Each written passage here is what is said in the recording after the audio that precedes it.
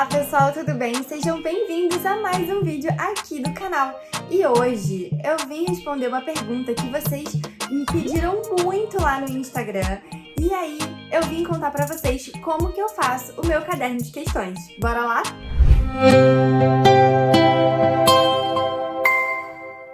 Se você não me conhece, seja muito bem-vindo ao meu canal. Eu sou a Nath, eu sou médica e estou fazendo o curso para preparar para a prova de residência lá no final do ano. Eu faço todos os cursos do MedGrupo, eu escolhi eles lá no comecinho da minha jornada para a prova, depois de ter me frustrado, já contei isso aqui, mas é só para você se situar em como é que eu faço, né, para me preparar para essa prova. Afinal de contas, é um novo vestibular e dependendo do curso que você escolher, é até mais difícil ou mais concorrido do que você, né, foi aí no vestibular. Então, bora lá, gente! Nos últimos tempos, venho fazendo o caderno de questões. Muita gente fala sobre o caderno de questões, mas eu nunca tinha feito, sinceramente. Eu achava que era meio, né, pra que eu vou fazer esse negócio, gente? Não faz sentido. E aí, no começo do ano, eu comecei a estudar e até fiz um vídeo aqui falando como é que eu tava fazendo para estudar, enfim, o meu método, né, de estudo pro ano, como é que eu ia seguir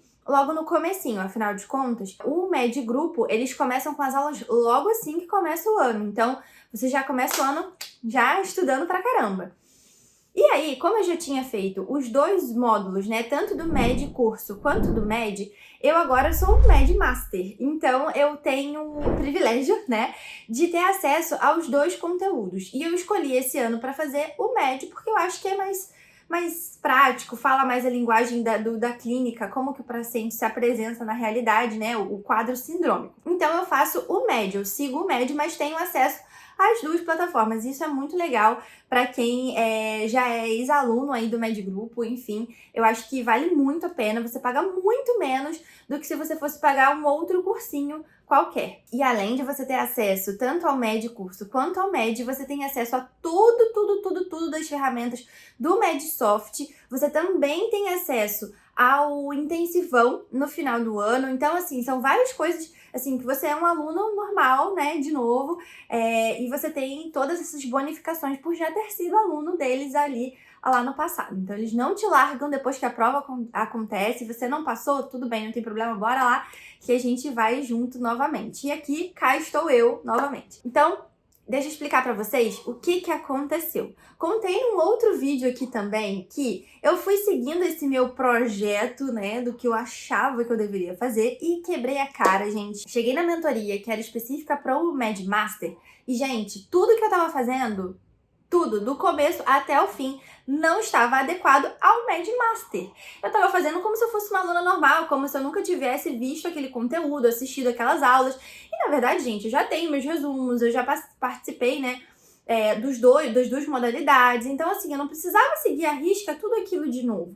Então, foi aí que tudo mudou. E aí, o bom da mentoria é justamente isso, você ter um direcionamento para aquilo que você quer e qual é a sua proposta para o ano. Então, se você está no Med Curso, você ainda vai fazer o Med no ano seguinte, né? Se você está seguindo ali certinho, eles te dão uma orientação assim. Se você já está no Med, eles vão te orientar de acordo com o que seria mais legal, uma proposta do que eles já vêm validando há anos e do que realmente funciona. E aí, gente, o que acontece? Eu descobri que tudo que eu estava fazendo estava errado e recalculei minha rota. E aí eu resolvi seguir à risca o que os professores estavam falando e testar para ver se fazia sentido para mim. Afinal de contas, nem tudo vai fazer sentido. Por isso que eu gosto muito da mentoria, porque eles abordam várias formas de estudo, vários assuntos muito legais, que vão dar uma base, né, pra gente poder estudar e ver e testar qual técnica e ferramentas de estudo vão fazer mais sentido pra gente. E o bom do MedGrupo é justamente isso, porque eles te dão uma gama de ferramentas muito grande. Você não tem que pagar mais por isso, você não paga mais pelo mapa mental, você não paga mais pelo flashcard. E a forma como isso a gente tem acesso a essas ferramentas também é muito prática. Então, o que foi sugerido? Que como a gente já viu todos esses temas anteriormente, que a gente fizesse as questões. Só para contextualizar, eu preciso muito escrever. Então eu gastava muito tempo escrevendo, né, o conteúdo, queria escrever de novo, fazer um novo resumo, e aí eu me perdia nas canetas coloridas, e TDAH, né, gente? E aí, assim, eu preciso escrever realmente para eu me concentrar. Só que eu gastava muito tempo e muita energia em algo que muitas vezes eu já tinha um resumo perfeito. Para que eu ia fazer um novo resumo? Não faz sentido isso. E por mais que eu entendesse que isso não fazia sentido, eu não sabia uma outra forma de fazer. E foi aí que a mentoria fez muito sentido. Por quê? O professor ele pediu para a gente fazer primeiro 20 a 30 questões, né, do conteúdo da semana. Então, assim, a gente tem 2 temas liberados por semana. Então, geralmente um tema de clínica médica e um de cirurgia, por exemplo. E aí, fazer 20 questões daquele tema de clínica médica antes de partir para a aula. Por quê? Quando a gente faz assim, a gente vai resgatar na memória aquele tema que a gente já viu. E a gente vai conseguir entender quais são os nossos pontos fracos, o que mais cai, até mesmo para prestar mais atenção na aula. Entendeu? Então, para mim, isso fez muito sentido. E eu tenho feito assim realmente. Eu faço as questões e justamente anotando onde no meu caderno de questões. E foi aí que ele passou a fazer sentido na minha rotina. Até então, realmente eu fazia as questões depois, ia estudando questão por questão, mas ia anotando direto no meu resumo. Mas ficava tudo muito perdido, um resumo muito cheio de informação, assim, depois. Enfim, eu achei que realmente não estava sendo funcional. E aí, uma dica do professor foi justamente essa. E anotando o que eu já tinha, o que eu errei, anotando mesmo o que eu acertei, lendo o comentário, entendendo, tá, eu acertei, mas, poxa vida, eu não acertei pensando realmente no que era a forma correta de raciocínio. Ou lendo, acertei, mas por que eu julguei essa daqui errada? Eu julguei por isso, isso e isso. Mas, na verdade, era essa razão pela qual aquela alternativa estava errada. Então, eu faço essas questões estudando cada uma delas realmente ali bonitinho, entendendo realmente por que ela tá certa, por que ela tá errada e fazendo algumas anotações bem rápidas. Então, assim, se o tema é vacina, eu tô lá em imunizações, então o tema dessa questão aqui, anoto qual foi a instituição, por quê? Eu tenho as minhas instituições favoritas, então eu já vou anotando qual que foi a minha questão. Por exemplo, a USP, então eu já deixo lá anotado essa questão que era da USP 2023 e anoto qual é o tema. Então é imunizações. Só que dentro de imunizações, essa questão ela veio falando sobre BCG. E dentro da BCG, o fator como que ocorre a cicatrização, né, ali da vacina. E aí eu vou anotando esses pontos assim bem por alto, porque aí eu consegui notar que eu entendia qual que eram os padrões das questões mais cobradas, quais eram as questões mais cobradas nas instituições que eu quero. E eu sempre marco também a questão errada, tá? Então eu vou mostrar pra vocês. Eu comecei a fazer nesse caderninho aqui, eu tinha um chamego com esse caderno tão grande que eu não conseguia nem usar. Eu ganhei de presente de uma pessoa muito querida.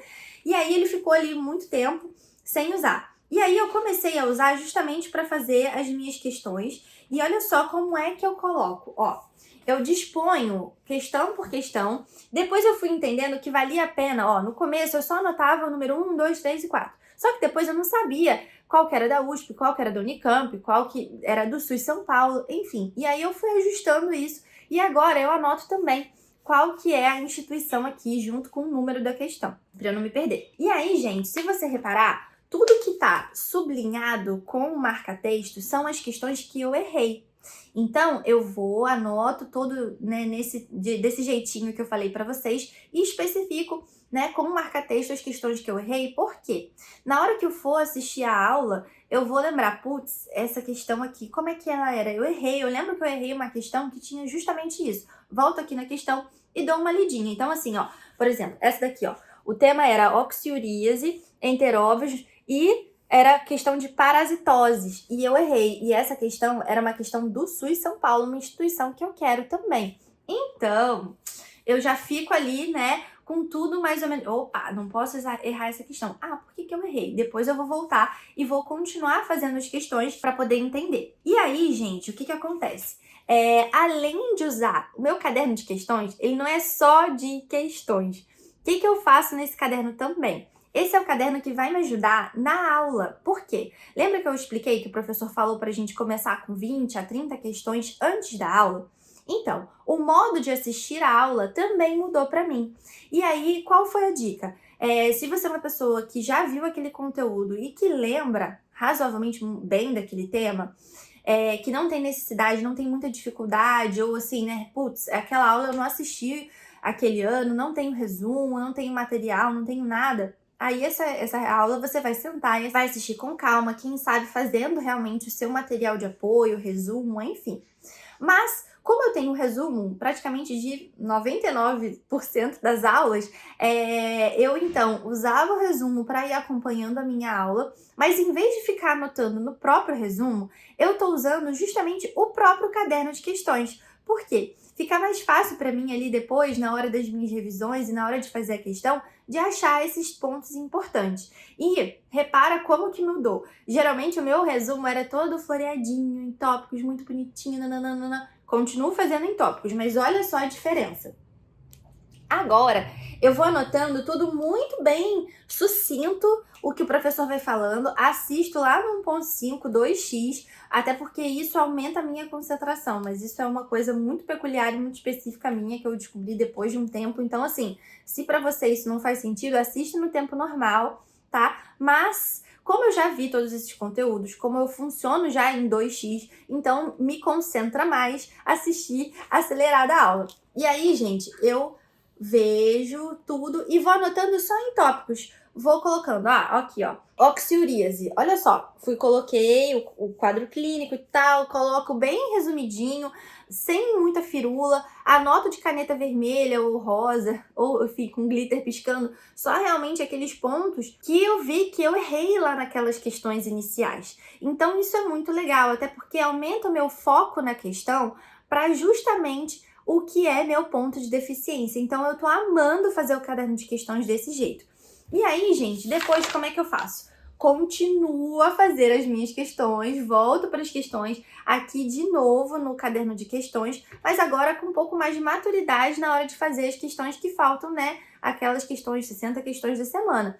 E aí eu consigo acompanhar e entender. Poxa, né, faço as minhas anotações no estudo da questão, mas de uma forma um pouco mais otimizada, e eu tenho realmente bonitinho aqui o que eu vejo que mais cai nas questões, qual é o perfil de cada instituição e o que eu errei, o que eu acertei. Isso é muito importante na hora da gente fazer o estudo através de questões. Então, gente, mais importante do que simplesmente bater uma meta de 100 questões de cada tema por semana, o que eu acho que vale a pena através do caderno de questões é justamente isso, você estudar através de questões. E para que esse caderno serve? Ele justamente vai me guiar a entender quais são os tópicos que mais caem, em quais instituições ele mais cai, porque senão fica muito perdido isso na minha cabeça ao longo do ano.